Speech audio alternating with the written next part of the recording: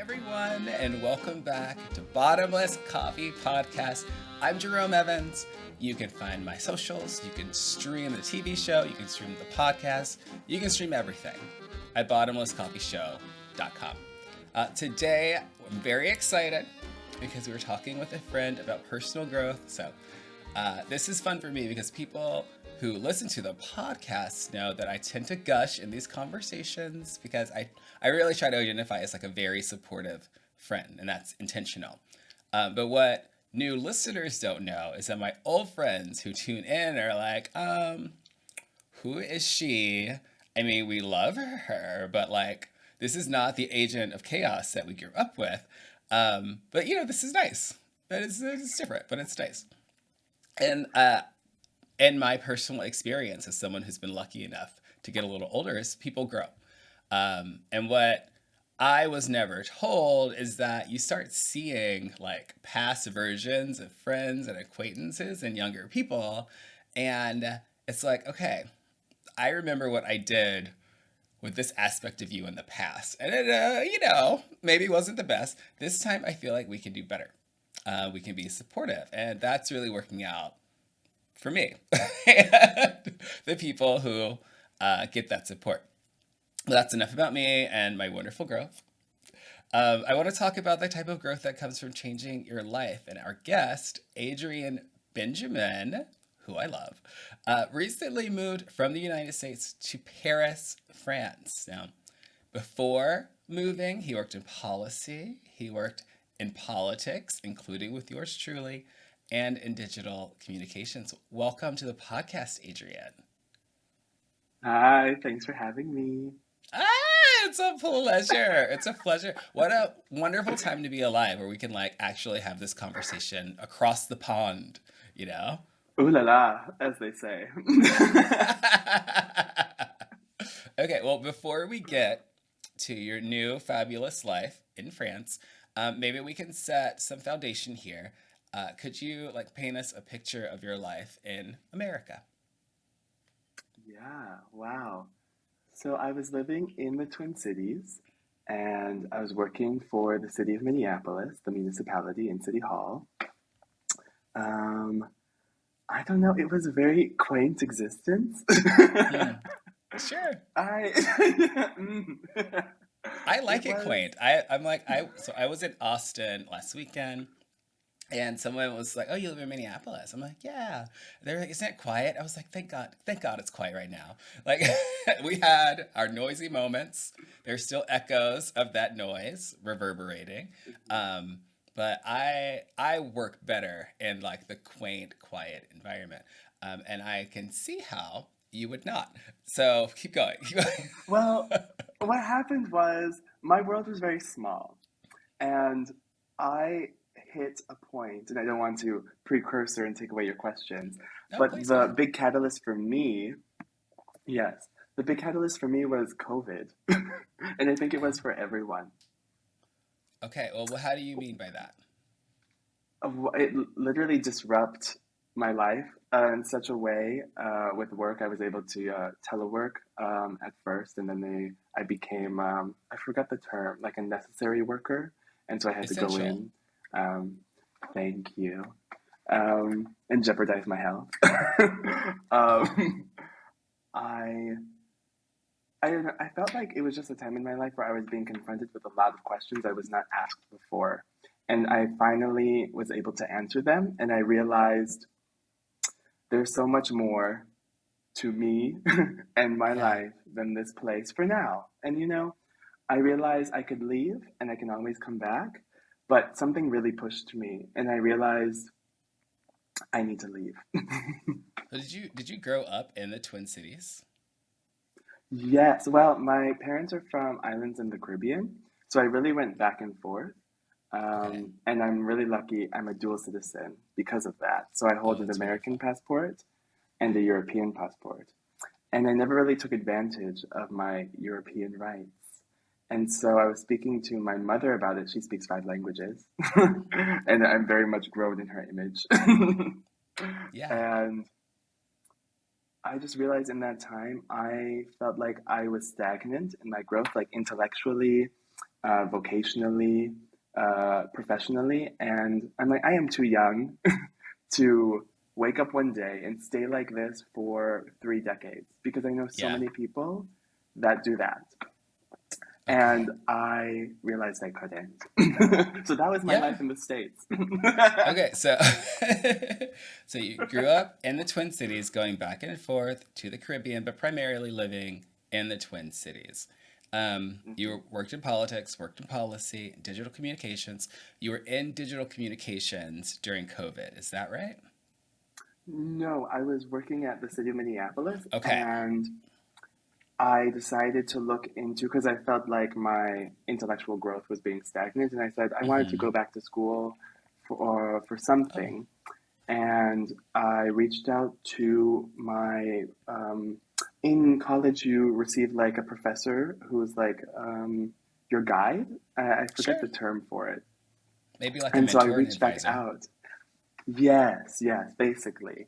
And reached back out to her and we were discussing my situation. She said, silly, silly Adrian, you should really look at education opportunities in Europe. This would be the perfect time to do so. So I did, and I Yeah. applied to a couple, and I was accepted to one in Paris for digital communications, and that's how I decided to expand my growth there. Fantastic. So, did you first start feeling like you were stagnant during lockdown? Or was it when they were trying to bring you back to work that you were like, this is not even working it for me? Like, was it like, I don't want to do this. I don't know why I'm doing this. Like, I should be doing something else. Um, Copy paste, double Okay. tap, retweet, Okay. boom boom. You said I it. do think there was something. There was a moment in the pandemic, maybe even specifically like as we were coming out of lockdown, where people were just like no longer doing things they were not interested in doing. It's like I'm just not interested. And so I would say kudos to you for choosing growth in that moment, because it's so easy to just keep doing the same thing over and over and over again. And I think that's probably what a lot of people did and are still doing. But it also sounds like you didn't know exactly what you needed when you had that feeling, and so you reached out. Yeah, I didn't even have the words, the questions, but I knew I was in a place where it wasn't right, where I felt Yeah. like I had hit the top of what I can do. And like you said, it would have been very easy to stay safe and comfortable. But I felt like if there was any time, it was then because there was a lot of discomfort of the Mm. unknown. We didn't really know the virus, we didn't know its effects. And I felt like, well, if there's any time that I felt very existential, I guess, it was like, if something's going to happen to me, I might as well go for it now. Yeah. I mean, yeah. Literally, why Yeah, not? that was the And mindset. so, was the feeling at any point like I need to get out of the Twin Cities, like I need to get away from home? Or were you like, I have a bad feeling, and then when someone suggested, well, why don't you move? You were like, that's it. That's it. So what happened was I felt like it wasn't until someone deliberately asked me the question did I realize it didn't even dawn on me. And it's kind of like Mm, that whole you don't know what's possible until you can imagine it or view it in some way. I didn't even see it as an option. And I feel like that's a lot of people. I think that's the majority, that they don't even see it as like, oh, as a capability yeah. until it's deliberately put in front of you. So then I guess my next question would be why Paris? Like why France? How did France end up being the choice? Because you could go anywhere in the world. Well, but Europe is easier, so maybe that's that. But Well, it was bizarre, in fact, because I never even thought I'm not a stereotypical, or I'm just not the average in a lot of ways. And yeah, a Emily in lot of Paris, ways. so many, oh, well, I mean, you're not average. We don't have to pretend. You know thanks. what I mean? Like why? You're right. You're right. You're right. Yeah. Um, I didn't like romanticize Paris. I didn't. It was not even on my map in here, and so I was looking at programs, and there was like a couple in London. There was there was Paris, there was Madrid, Barcelona, and I really saw myself in Spain if I was going to choose, Sure. because I know Spanish already, um, and I just feel more, I don't know, associated with like warm, welcoming Latin vibes. Yeah. But Paris gave me the best option, and so I thought, you know what? Expand, go. Don't be safe. You're already going Yeah. all the way. Just go for it. So that's how it came to be. And even my parents were like, how, why? Yeah, they were very much like, where did this come from? So I had a lot of explaining to do, but they understood and they were very supportive. Well, okay, you described the Twin Cities as quaint. I'm going to go ahead and assume that your life in Paris does not feel quaint in quite the same way. That I'm would be the guessing here. last word. Girl. um, Well, paint a Paris picture. Tell is us about it. wild. Is it? Yeah. It's like, well, I definitely felt culture shock. I felt, because I really didn't know the language well. It is a Romance language, so it's quite similar to Spanish, but of course there's the accent and there's like a different cadence. Um, Hmm. there's a lot of differences, and including the people in general. Um, I was gobsmacked because, Really? yeah, it's just like the comparisons between the two, but at the same, they're also quite similar. It's very bizarre, and like there's a lot of contradictions, like with the United States.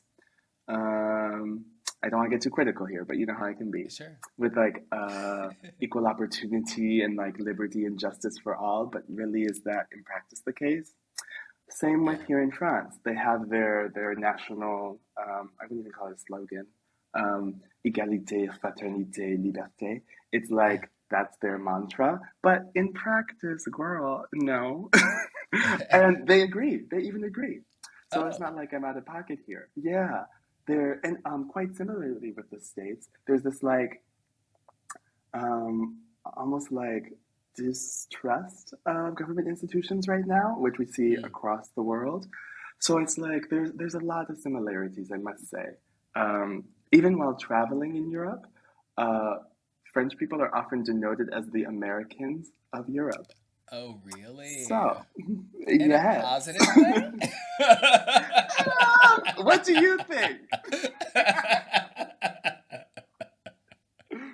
But it's just like it's so different in just the things that they prioritize. Like they very much prioritize their time. Um, where in the States things are very quick, very like hustle culture. They call it here.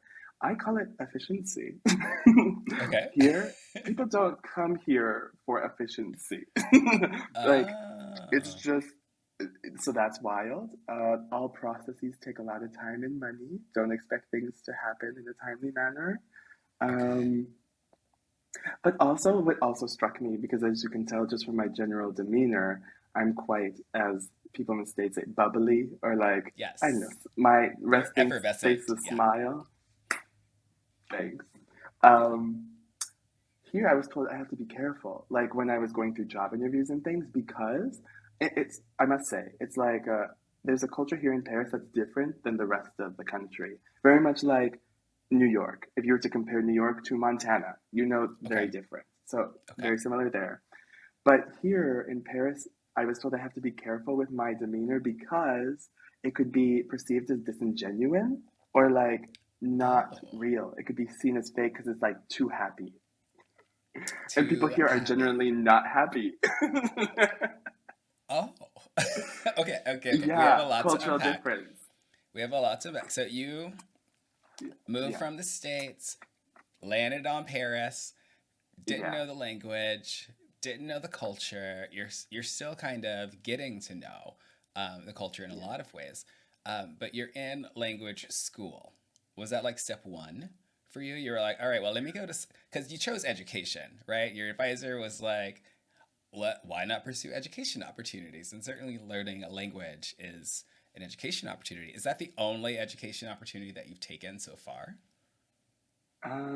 So I did the digital communications like Okay. certification program, but that was in English because it was international. So people Oh, work okay. in English across the world usually.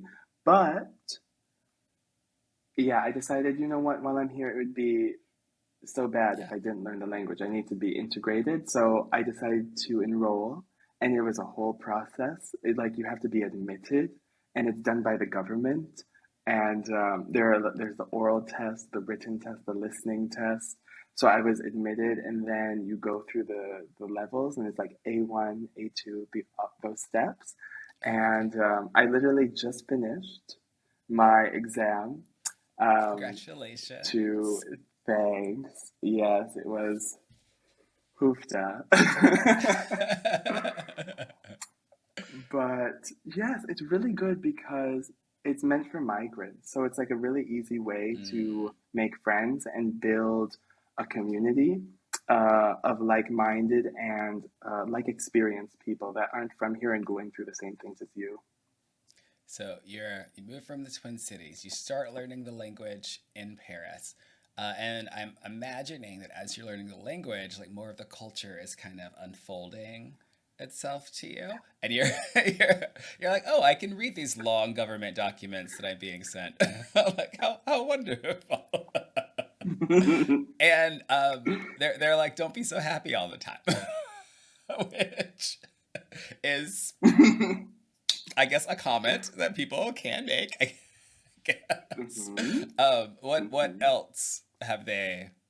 I guess what else are they saying about you? Like, how else is your Adrian-ness, your decision to choose joy for yourself? How else is that bothering the people of Paris? Well, what's really good is that my French is getting a lot better. So not only can I Hmm. understand because, like I was saying, Paris is quite different than other cities in France. Their French is very quick and very blended. So for someone that isn't accustomed to that with that ear, it could just sound like jumbled. But now I'm getting way better, and they can be quite sassy, especially because they can tell I'm not from here. But now I can give it back to them. There And you there's go. almost like a respect. Yeah, there's like a respect that comes with that, like, oh, you have a backbone. Um, so it takes a lot of strong will. And like we were talking about personal growth, I think I'm the strongest I've ever been mentally because Yes. uh, there have been so many moments, I countless, I cannot count them all, where I have been tested in the moment. And I'm like, how do I behave right now? I could break down and cry, I could lash out.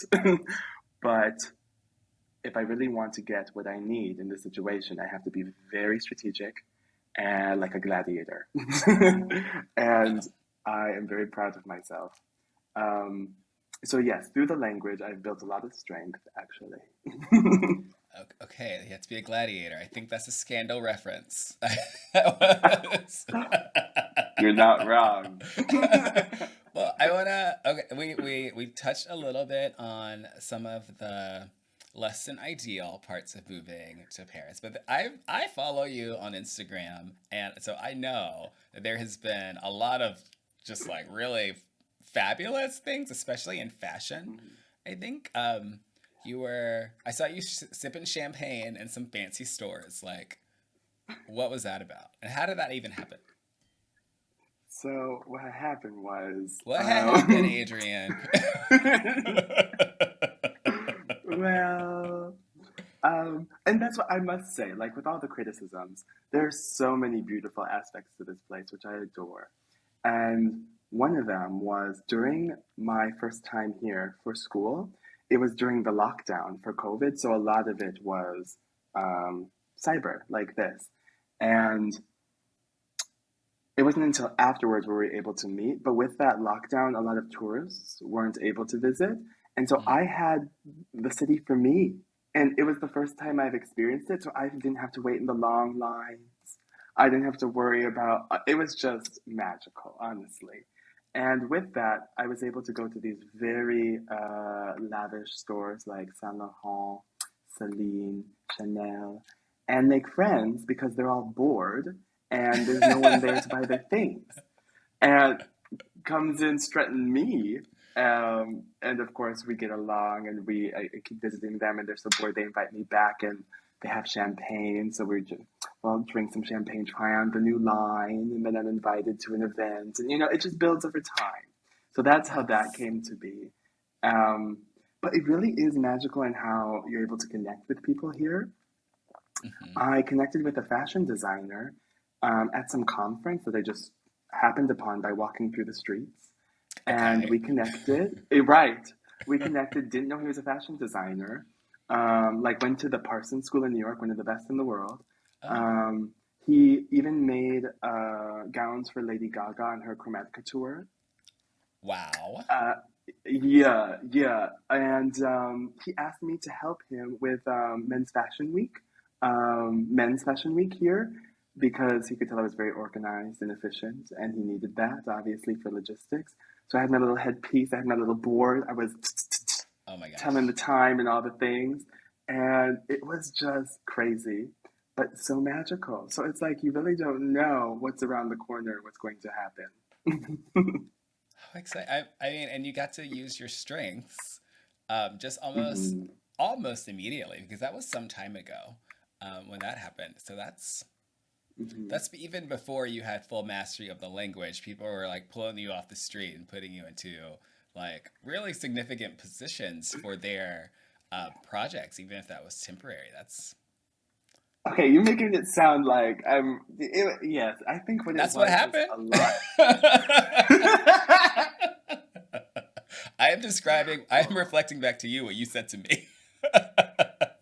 But you make it sound so much better.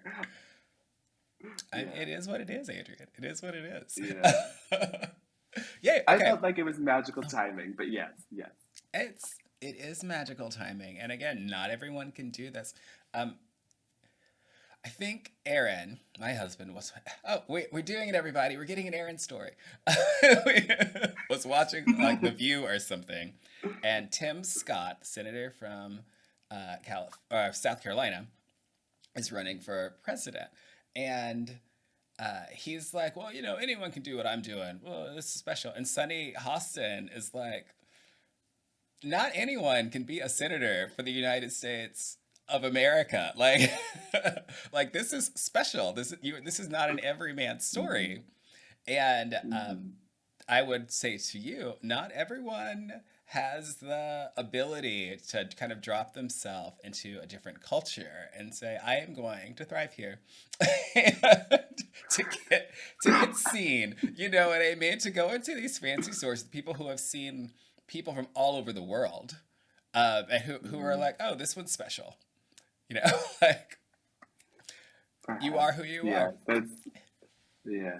But yeah, that's very true. I will condone that. He agreed with me. Yay! Well, let's take a quick coffee break so you can bask a little bit longer, and then we'll be right back. Okay, we are back with Adrian Benjamin, Adrian in Paris. We do want to plug Adrian's social media, Instagram in particular, and it's very French and very Disney. And you can help me with my French accent here. It's Le Petit Prince de Genovia. You got it. You got it. And for those non French speaking people, or for those who don't know how to spell Genovia, we will link to that in the description of the podcast. You can just link right over there. So I want to dive deeper, if you don't mind, into some of just the way life is different in the States versus in France. We consider the experience in France, though, since you've been there for so long now. And what are like some of the cultural differences that you've noted? Because you mentioned a little bit in the last segment, but let's hone in. Yeah, I'd say first and foremost, the French are very like formal. Like even in the Mm, language, and it shows in like how you greet someone. I don't. There's. I think most people in the States know it's like the double kiss, but it's not really a kiss. yes. It's kind of like and the government actually had to say like don't do that during COVID because contact and distance. Yeah. Um, so everything here, like the like s'il vous plaît, please, by actual breakdown and translation, like if it pleases you. So things here are very much more like there's a routine and rhythm to them, where in the States it's very informal. Like how Oh you greet yes. someone, how you speak, unless you're in like a very formal, I don't know, work or funeral, it's like things are much more relaxed. Where here there's much more like air to it. And I know I kind of Yeah. like it. It's cute. Okay. So Okay. that's a major difference. Um, I would. So you like the rules, and I don't know if this is going to be a running theme for this conversation or not. But it's like the rules of etiquette almost, and etiquette is a French word. So, Voila. There it is. so what? How many kisses are you supposed to give on the cheek? Like when that is allowed? Well, two. It's like on each side. Always two.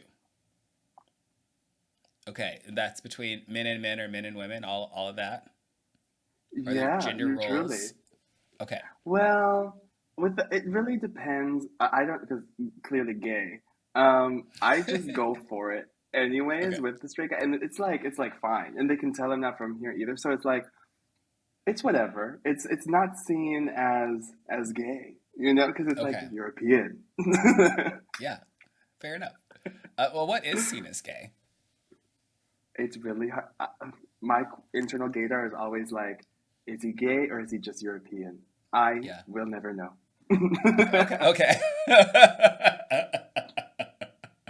Well, so Mhm. as an older gay who has traveled through Europe a couple of times, 100% do agree with you. I also find that their sexuality is less rigid than in the Mm. States. Like, I don't think they've got the memes that's like, is it gay to do this, bro? Is it? No, I don't think they're going there. I don't. They've got a lot of extra time, but they don't spend it with that. that part. Yeah, Yeah. it's very relaxed in that regard. But I must say, I see a lot of different sex couples, very romantic on the streets, holding hands, kissing, almost like more than kissing, if you Okay. if you know what I'm Okay. saying. Heavy petting, But necking.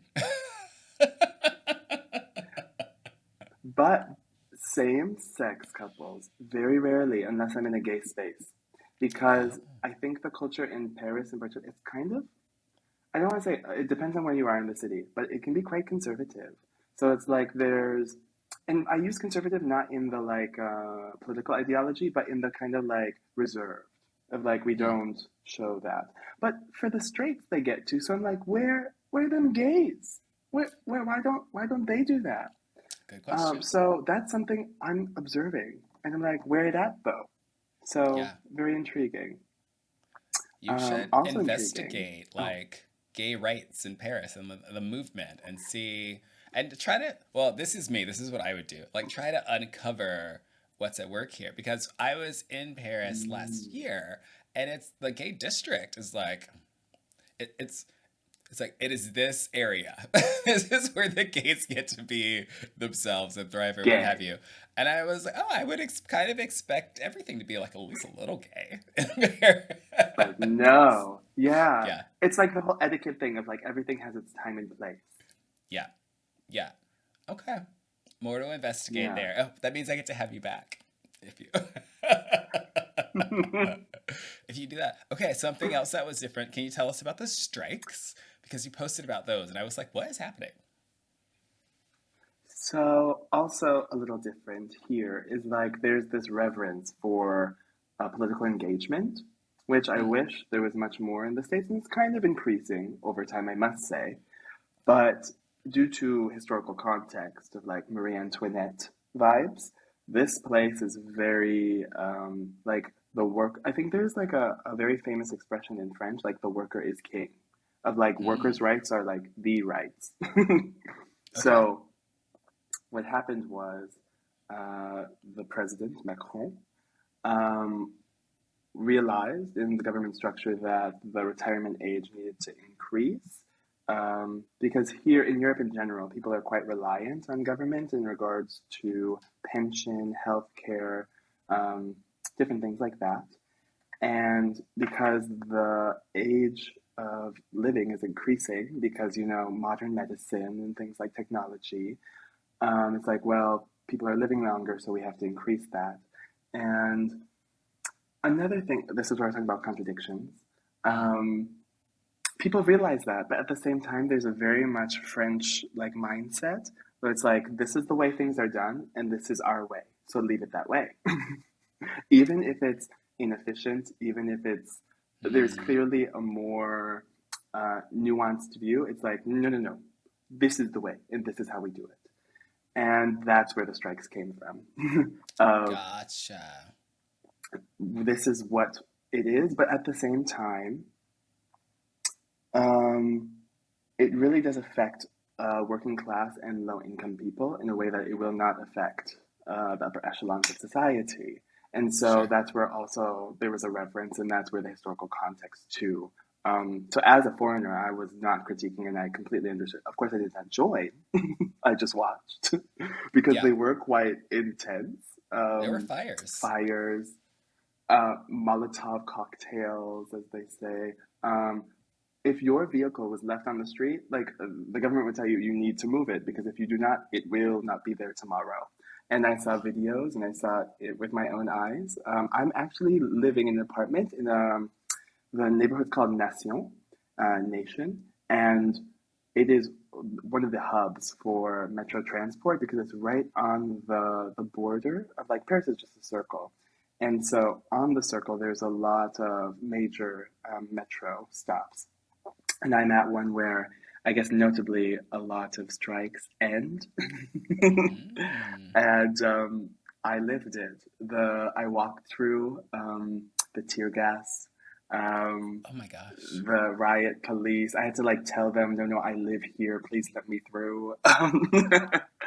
Um, yeah, it was quite intense for a couple of weeks, and people really didn't know when it would end.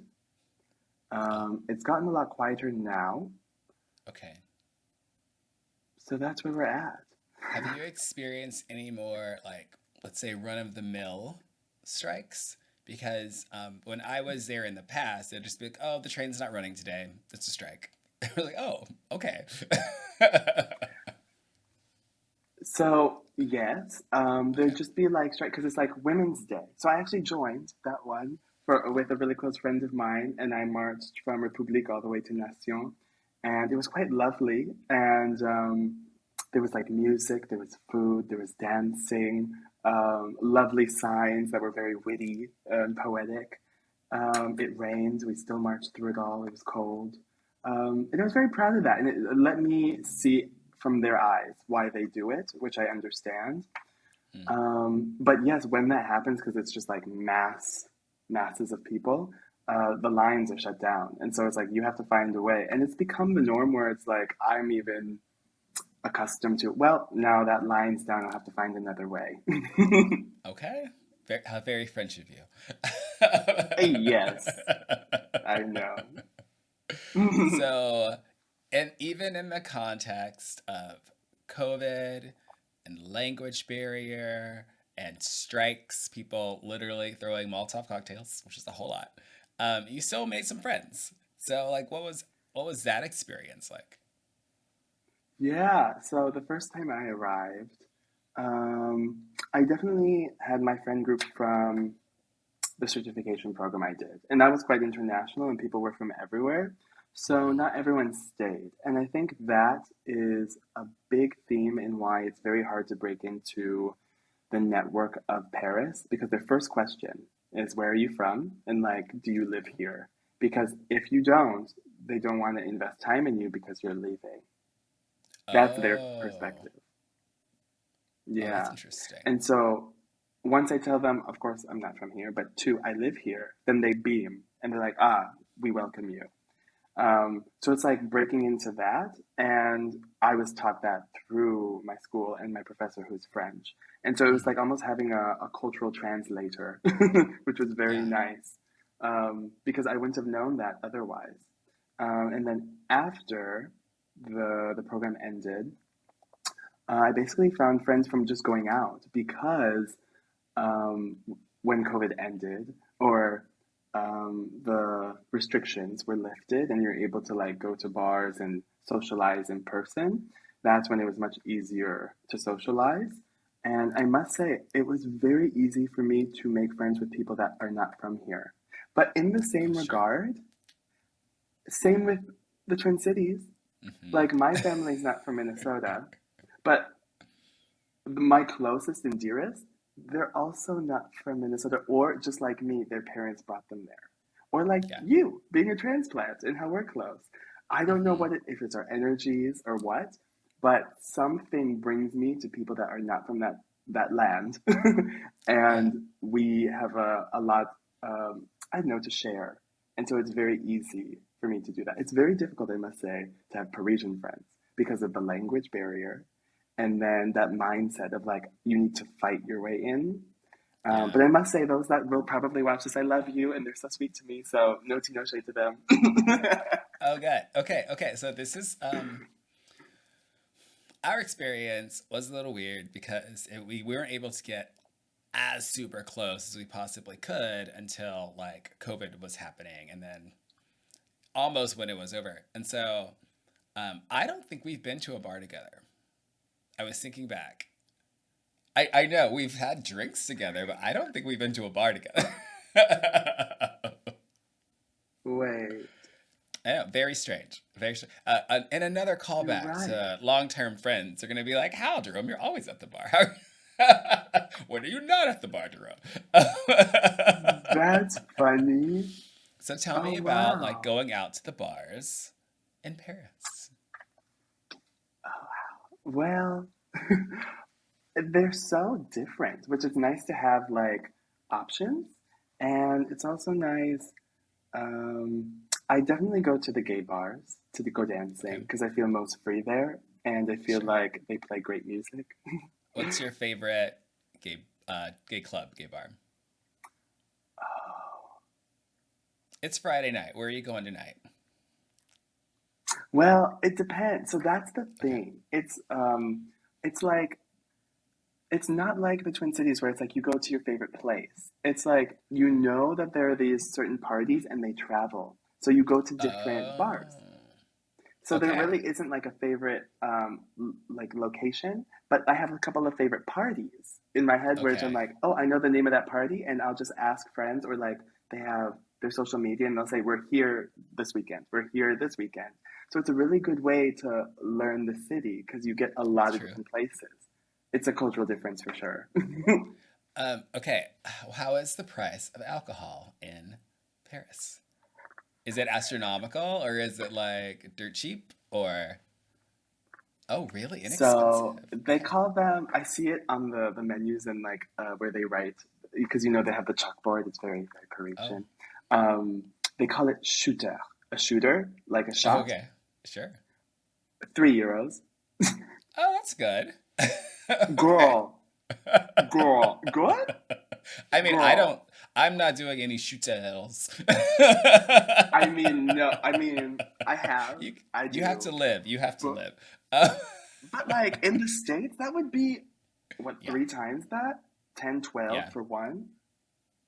So the cost of like, yeah, it's really nice. It's really nice. Is that typical? Are people typically just doing a little shot and then are they sipping on cocktails? Because you know the Um, coffees are really small too, and so I'm like maybe small beverages is like the thing.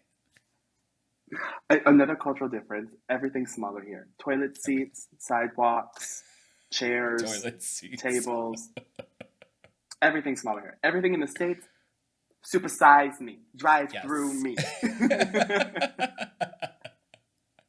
It's very convenience oriented.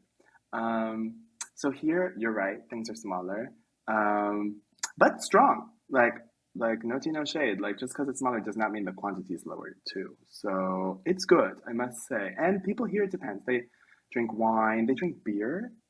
I'm not a Oh, beer beer. person, but I see the Twin Cities. It's a beer place. I get it. Hmm. Germanic culture, you know. And so I'll take a cocktail, and we're good there. But also the cultural difference, which you know, stereotypical smoking. Smoking is very popular Oh. here. Is it vaping or is But it the cigarettes? the cigarette, I mean, they do vape too, Also a French but word. cigarettes. Some, I think. Yes, yes, yes. But I do I appreciate that, like the States, it's a designated area outside. So inside, I'm fine. And I'm like, it's not a me, it's not me, but like, I'm glad you can do that outside. okay.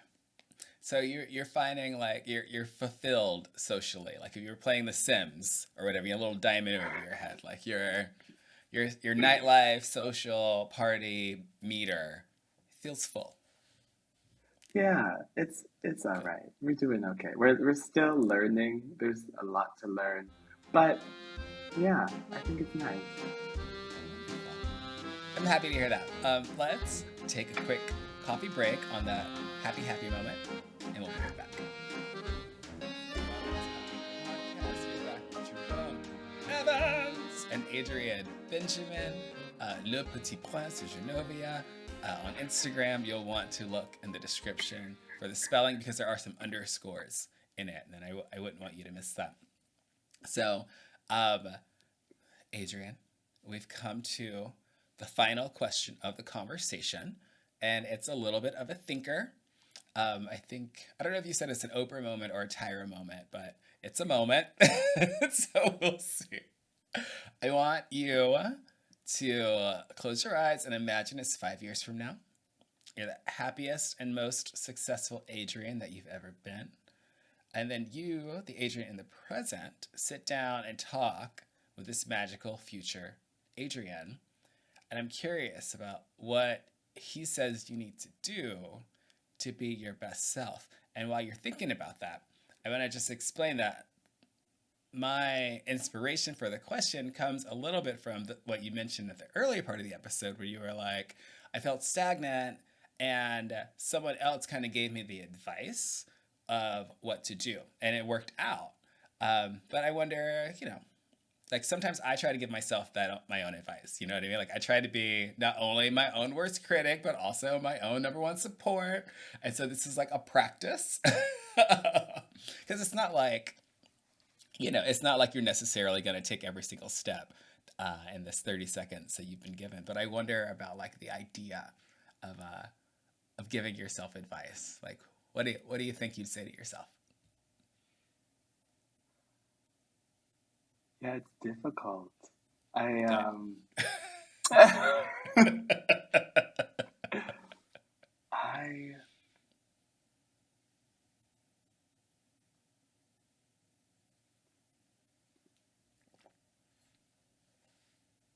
I think what I would tell myself, because I think even now, like if you asked me this, what was it, 4 years ago now, um, when I was working at the city of Minneapolis, and right before COVID hit, if you asked me if this is what I saw, not at all. There's no way I could have imagined this.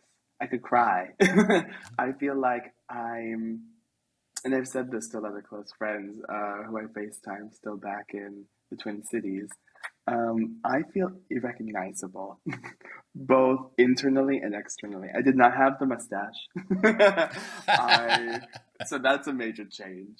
I thought, let me try to be integrated and be quite European with it all. And with the language, it's like opened up my mind to think in very different ways. That's why I think it's wonderful to learn new languages. Um, I think I would tell myself, go for it, because I was Mm. so I'm a very disciplined person. Like I was saying, I'm in my mother's image. My mother was an international pageant queen, and my Oh, father was a U.S. Like a flight sergeant. So I'm like, discipline, it has been deeply input into me. And mm, once I'm told something, it's like I figure it out and I do it, no matter what. Um, but I think I very much changed to be more adaptable, flexible, and I think I'm one of the most resilient mentally yeah. um, people that I know because of it. So I would tell myself, let go and just go for it, because I would have no idea the worlds that have opened before me because of just letting go. And Yeah. so it's been very scary, I must say. Like, as inspirational as it is, and all the change and growth, it's very difficult. And I now understand. The first time I returned after the digital communications program, I was in the honeymoon phase of like, wow, this place is so glamorous. Like, I had the Le Vie en Rose in me, and I didn't see any problems whatsoever. And then I decided to come back and stay, and then all the problems showcased themselves to me. And then I was like, it's not a dream, this place, it's a reality. And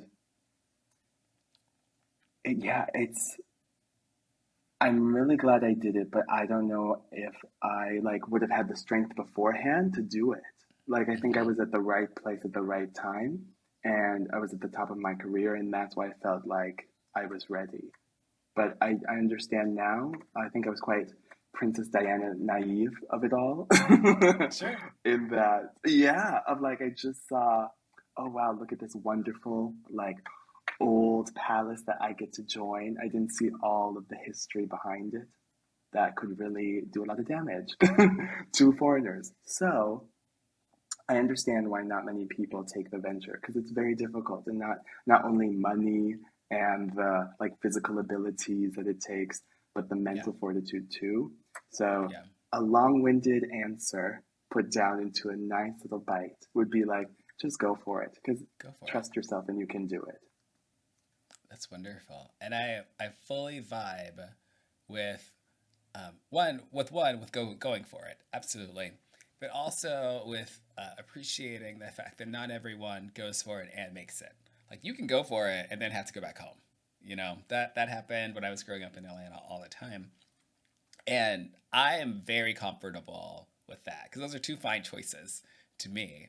Um, but also, like, I have to acknowledge that the people typically who don't make it aren't like amenable to coming onto a podcast and talking about it, you know? And so, so I'm glad that you made it. Well, girl, there's still time. Who knows? I don't know if I've officially. I don't know. There's still time for me to come back. But I like, no still feel matter what like I'm happens, you've been trying. successful. You know, and like this is success. You did it. Like you made like maybe let's say maybe there are 10 levels to success. You've not made some notches in those levels. And so it is a success story, like no matter where it goes from here. Yeah, it's very sweet of you. It's true. I'm a storyteller, so I can like for sure a success story. But And if it, girl, just yeah, as there've been failures too along the way. So it's like that's why I say just keep going. Just keep going because yes. even if along the way you fail, it's not over. It's not over. No. It's just a little stumble. Keep going. Well, I think we should we make that your final thought as well? Yeah. Yes, because it's a really good one. It's going to resonate with a lot of people because it's not everyone is going to be like moving to Paris or whatever. For some people, it's like, do I go for that promotion? You know, do I Mm. shoot my shot with that man, with my gym crush or whatever? Like, go for it, go for it. And with other people, it's gonna be, do I go back to school? You know what I mean? Hmm. Do I take this uncomfortable steps necessary for me to pursue my own growth? And we say, go for it. Yay. That's it. Bam. Oh, babe, this has been amazing. Thank you for taking the time out of your Friday afternoon. You know she's busy. For this conversation. I really appreciate it. Thank you. It's been so wonderful. Always a joy to see your face and just feel your energy. Ooh, even from across the pond. Well, thank you all also for tuning in. I'm Jerome Evans. You just heard from me and Adrian Benjamin, Le Petit Prince de Genovia. Find the link in the description of the episode. Um, Stream us at bottomlesscoffeeshow.com. That's TV, that's podcast, that's other special, exciting things. Thanks all.